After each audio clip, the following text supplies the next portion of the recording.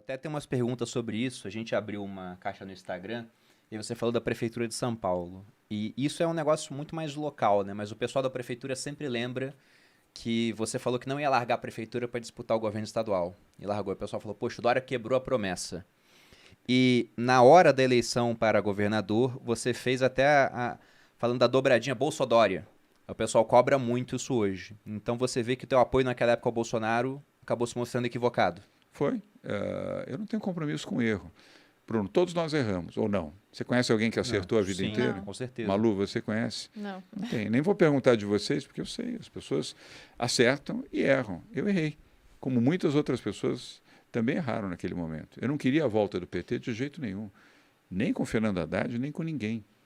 Bolsonaro tinha uma promessa. Promessa de fazer um governo inovador, transformador, contra a renovação do mandato, ou seja, contra a reeleição. Convidou o Sérgio Moro para que o Sérgio Moro pudesse ser ministro da Justiça e levar adiante o Lava Jato, depois demitiu o Sérgio Moro, demonizou o Sérgio Moro e persegue o Sérgio Moro hoje. Convidou o Paulo Guedes, de quem eu era amigo, hoje estou distante dele, porque prometeu e não cumpriu. Vou fazer um governo liberal, vou privatizar os Correios, privatizar a Petrobras, vou privatizar a Eletrobras, vou fazer um governo do privado, menos público e mais privado. O que aconteceu? Nada. Só promessa. Vou gerar milhares de empregos, vou controlar a inflação, vou fazer um governo liberal e transformador. Você sabe qual é a inflação do Brasil hoje? 12%, Bruno. Você sabe qual era a população? Em 10, alguma coisa. Não, a gente já pode foi a ver 12. agora no Banco Central, no site, em tempo real. Não chegou a 12. Mas é uma inflação alta, com certeza. Alta, desde evidente. 2015 é o segundo ano que a gente tem inflação de 2 Pergunte dígitos. a quem está nos assistindo aqui se ele consegue fazer o supermercado hoje, o mesmo mercado que ele fazia 3 meses atrás, não era um ano atrás, não é 12 meses atrás. Ninguém consegue. Ninguém. População de pessoas em situação de pobreza, Malu, extrema pobreza, eram 15 milhões, hoje são 30 milhões, dobrou. As pessoas estão com fome. Estão com fome. As pessoas querem comida no prato. Além da vacina no braço, querem comida no prato. Esse é o Brasil que deixou o Bolsonaro, infelizmente. Agora, temos a chance pela democracia. Democracia é isso, é o voto. Você pode acertar e pode errar. Eu errei ao votar em Bolsonaro, não vou errar outra vez. E não vou votar em Lula. E eu não quero o destino do Brasil Tem uma dúvida com sobre duas isso opções aqui, já entre Lula e Bolsonaro. A gente não sabe qual vai ser o resultado até chegarmos na época da eleição. Você mesmo citou que lá atrás para prefeito você tinha 1%, 8 meses antes. Estamos há mais ou menos 8 meses das eleições. Mas hoje a gente tem esse cenário muito polarizado, né?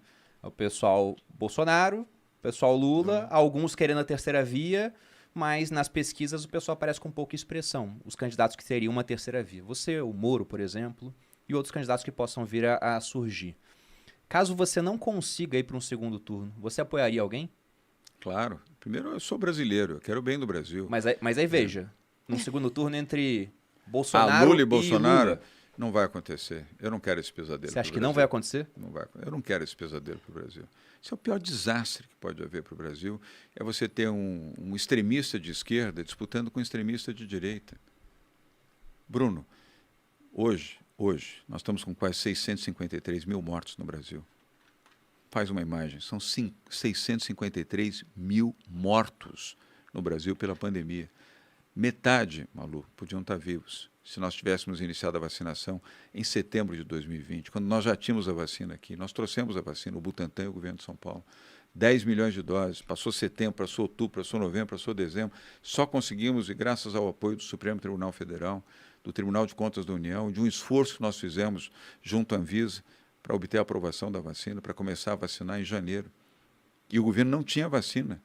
A tal vacina de Oxford, que eu não contesto, é uma boa vacina, a AstraZeneca, só chegou 40 dias depois.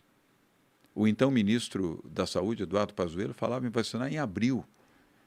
E eu me lembro de uma entrevista que ele deu em Brasília, Malu, onde uma jornalista, uma mulher como você, de uma emissora de televisão, perguntou, mas ministro, nós já temos 141 mil mortos no Brasil e o senhor só quer vacinar isso no início de janeiro.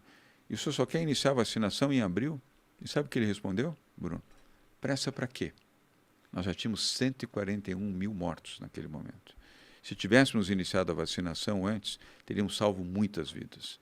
E São Paulo, felizmente, com o Butantan e com a Coronavac, a vacina que o Bolsonaro dizia que era a vacina da China, a vacina do Dória, a vacina do Jacaré, salvou muitas vidas, inclusive a minha. Tomei 2 doses da Coronavac e passei por 2 Covids sem nenhum tipo de reação, passei bem. Por quê?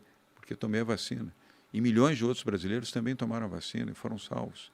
Como é que pode um homem, um negacionista, que chamou quem usou máscaras, principalmente as pessoas idosas, de maricas, de covardes, porque se protegiam, que disse que era uma gripezinha, um resfriadozinho.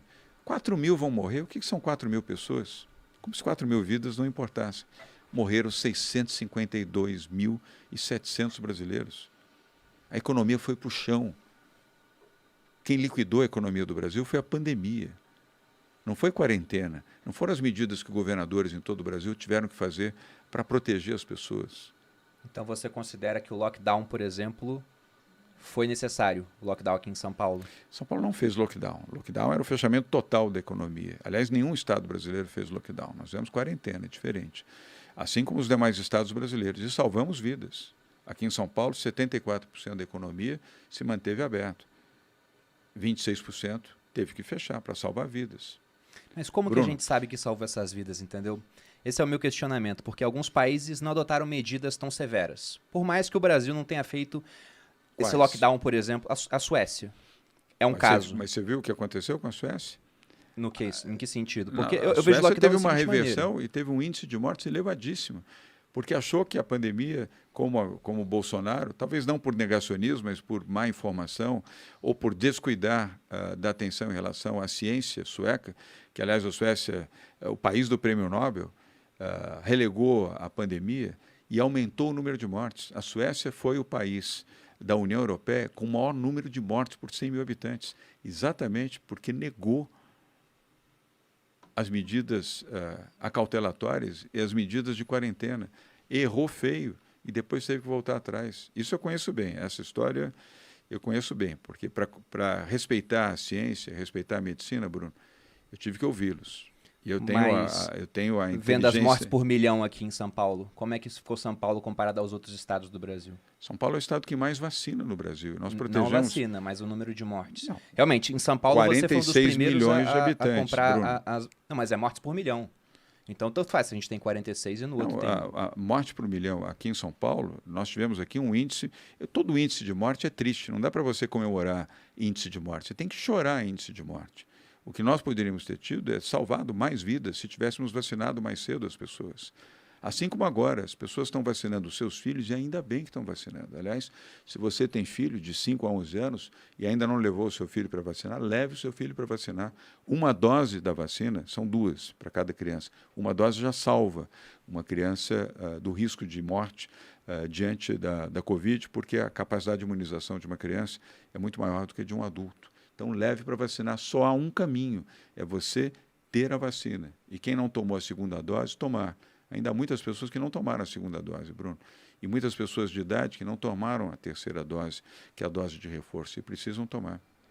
Bom, ainda nessa seara de erros e acertos do governo, eu até te perguntei, no segundo turno, por que você faz parte de um partido grande, um dos partidos mais influentes aqui do Brasil, o PSDB.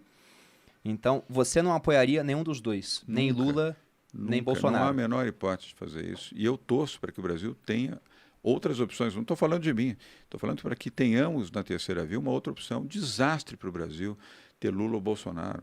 A economia do Brasil tá no chão. A imagem do Brasil já não existe. O meio ambiente foi agredido. Um desastre na conduta da pandemia. Lula que roubou o Brasil. Lula e seus asseclas assaltaram a Petrobras. Roubaram dinheiro público, usaram essa frase, os fins justificam os meios, fizeram um projeto de poder por 40 anos no Brasil. Será que só tem esse caminho? Só tem o caminho da extrema esquerda de Lula e da extrema direita de Bolsonaro? Não. Há um caminho do centro liberal, social, de pessoas que, não apenas por isso que eu defendo o centro democrático, a chamada terceira via, porque há pessoas que têm consciência, Bruno, Malu, que podem ter esta oportunidade de dedicar ao Brasil uma solução que não seja no extremismo. O Brasil precisa de paz, Bruno. Se nós continuarmos nesse confronto, esse confronto aumenta a pobreza, aumenta a fome, aumenta a destruição, aumenta o desemprego. Aumenta a distância entre a oportunidade de alguém que precisa encontrar o seu emprego, a sua oportunidade de vida, e coloca essa pessoa cada vez mais distante disso. Não é justo. Eu já comentei aqui com vocês, de 15 milhões, o Brasil dobrou o número de pessoas em situação de pobreza, extrema pobreza. Isso é um desastre completo para o Brasil. Há outro caminho. O mundo não é feito só da extrema esquerda e da extrema direita. E o Brasil precisa de paz, Bruno. Mais do que tudo, paz. Paz para poder voltar a crescer, paz, Malu, para gerar empregos, paz para ter respeito entre as pessoas, paz para poder ter a oportunidade de ter a saúde ampliada no atendimento à população mais pobre, mais humilde, independentemente da pandemia. Paz para o Brasil ser reconhecido novamente como um país importante e significativo. O Brasil perdeu a importância no cenário mundial completamente. É um país colocado à margem do mundo, e o mundo hoje é global. Investidores internacionais deixaram de vir ao Brasil pela instabilidade política do Brasil nesse momento e pelo desrespeito ambiental. Nós perdemos bilhões de dólares porque o Brasil se tornou um desrespeitador do meio ambiente. O Brasil desrespeitou o Acordo de Paris, desrespeitou o Acordo de Madrid. Foi péssimo agora na COP, em Glasgow, na Escócia, onde foi a cúpula mundial do meio ambiente. Foi uma vergonha, eu estive lá. Eu me senti envergonhado de ser brasileiro. Uma vergonha. E isso não só prejudicou o meio ambiente, como prejudicou o controle climático, como também prejudicou investimentos de investidores europeus e japoneses que se afastaram do Brasil porque não têm confiança num país que não respeita o meio ambiente. Não é isso que nós queremos para o futuro. Sobre esse